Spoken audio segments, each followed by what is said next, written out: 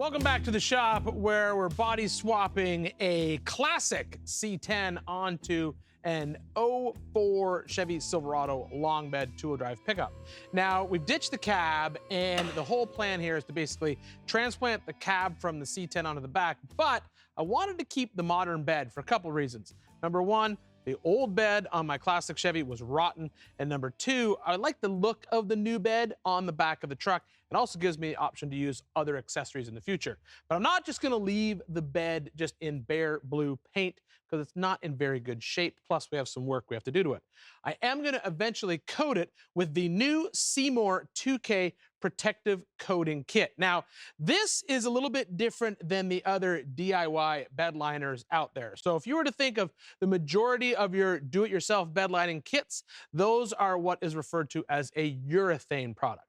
Then when you go to like a professional bed liner spray place, that's a polyurea. This is essentially a bridge between those two options. So if you're a do-it-yourselfer and you want an incredibly strong truck bed coating, this is what you got. If you're a shop, maybe you're a body shop and you want to basically not invest heavily in a full bed lining system, you could use this and get that same quality bed liner protective coating in the back of the bed or maybe underneath the vehicle and end up being able just to use it with a standard Schutz gun in your shop.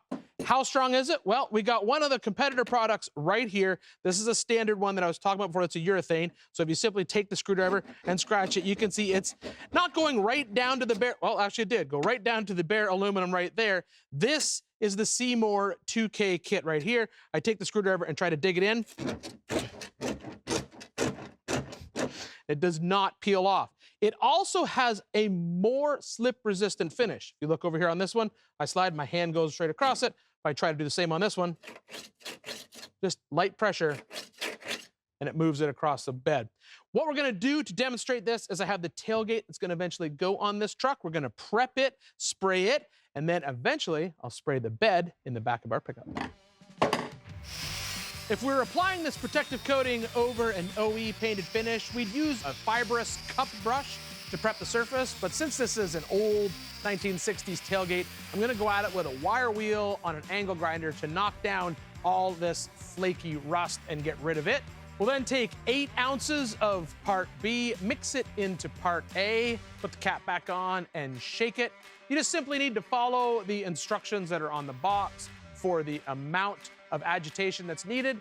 That allows all of it to mix together, and this actually is honestly what sets the texture. Then we hook it up to the Schutz gun and lay down 2 heavy coats.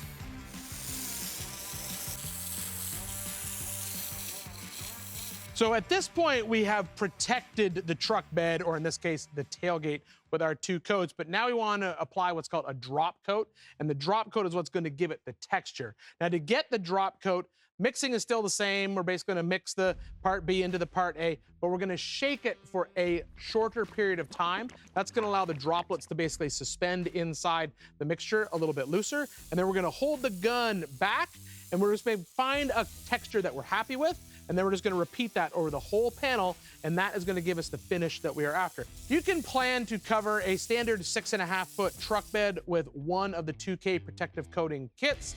Bigger beds, obviously you're gonna need more, and there's no recoat window in this. So in the future, if I need to touch this up or just refresh it, I can just come back and spray right over top of this with another coat of the protective coating. That looks pretty good to me.